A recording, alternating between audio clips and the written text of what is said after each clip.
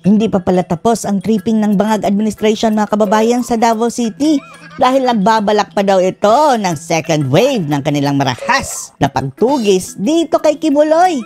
Nasa kanilang obsesyon mga kababayan na hulihin si Kibuloy ay binulabog na nila ang buong syudad at pati ang mga peace-loving people ng Davao City ay tila nate-terrorize na sa pinaggagawang ito ng gobyerno. Sabi pa ng mga komentarista ay gawain daw ng bangag etong pinaggagawa nila.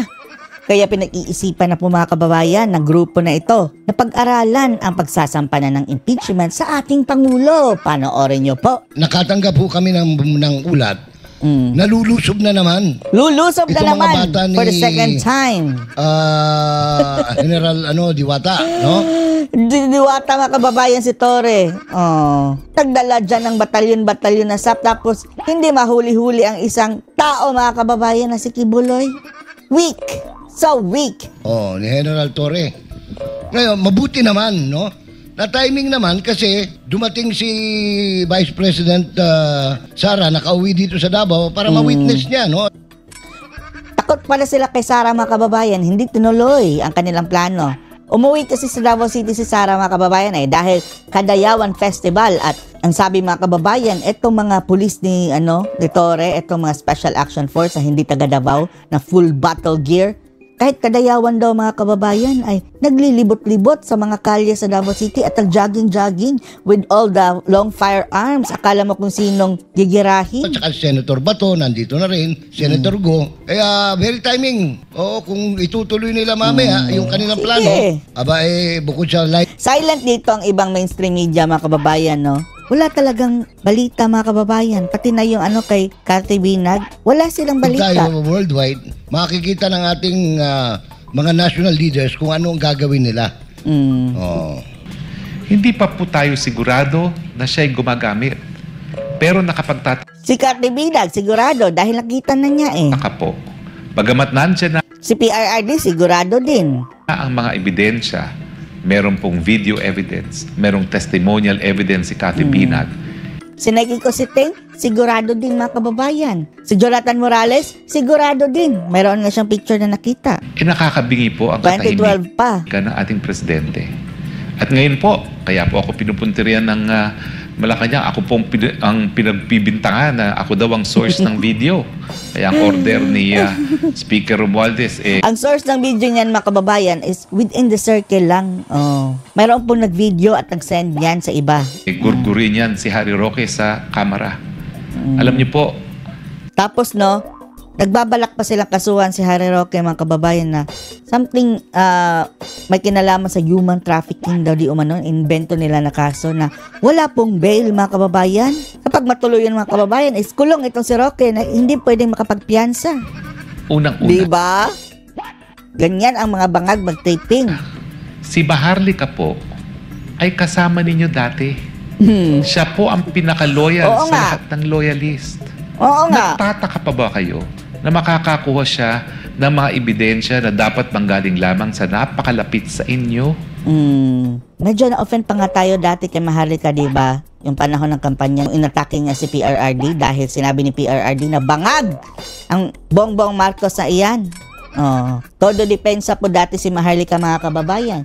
Pero ngayon, si Maharlika na mismo ang nagsasabi na bangag ang presidenteng BBM.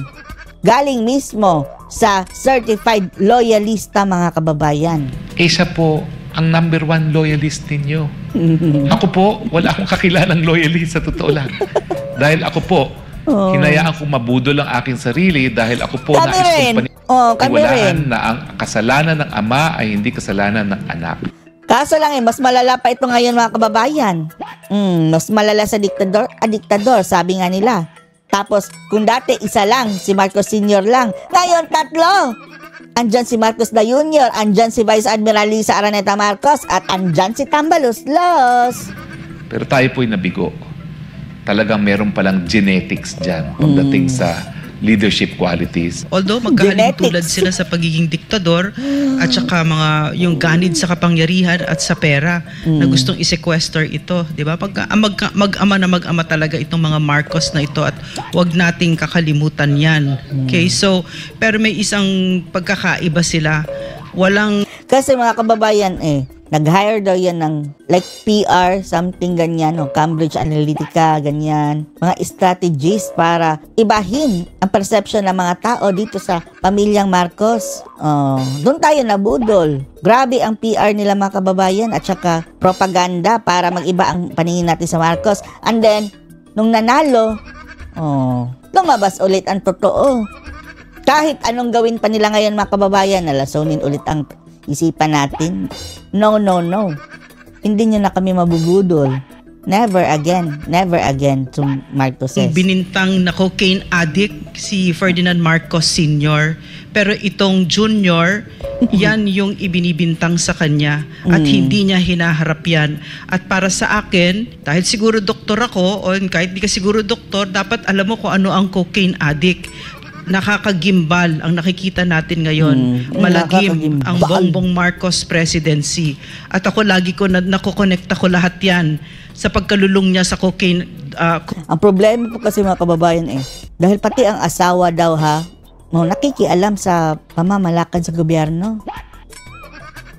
Yan ang problema dahil kung si PBBM lang, kahit pa Judictus Benedictus siya, mukhang hindi nantitripping Ang gumagawa daw nitong pantitripping mga kababayan ay itong kanyang asawa na si Lisa Araneta Marcos, sabi ni Maharlika, at si Tamba. Sa cocaine, na hindi naman niya Pero ewan lang din natin baka nagpapanggap lang na mabait pero pailalim kung tumira. dinideny. At ayaw niya na magpa-drug test. No? Talagang wala siyang iniiwasan niya at wala siyang salita tungkol dyan. May prinsipyo at may isang may salita. tanong lang ako kay Spokes. Diyos mio. Ano ba yun? Budol pa Pwede more. na ba nating simulan ang impeachment dito? Kasi Go, I think go, it's go. an impeachable offense pagka, wala na ba si Spokes? Unahan natin dahil si Sara ang kanilang binabalak na i-impeach mga kababayan. Kapag yung kakayanan ng Pangulo dahil impeach natin pati si Tambalas sa Los. lulong siya sa droga, yung being unfit to lead. Naniniwala po ako at naninindigan na ang paggamit ng pinagbabawal na droga ay impeachable. Correct.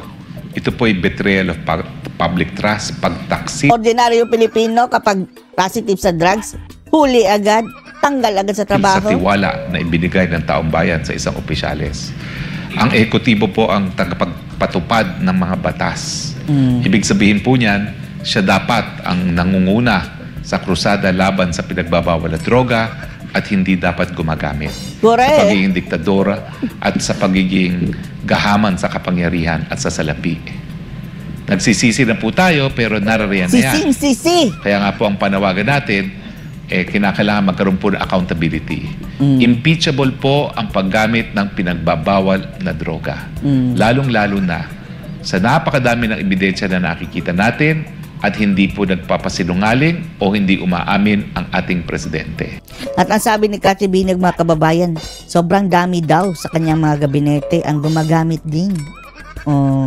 Hindi lang ang presidente ang dapat managot mga kababayan. Pati na itong mga kanyang mga tauhan.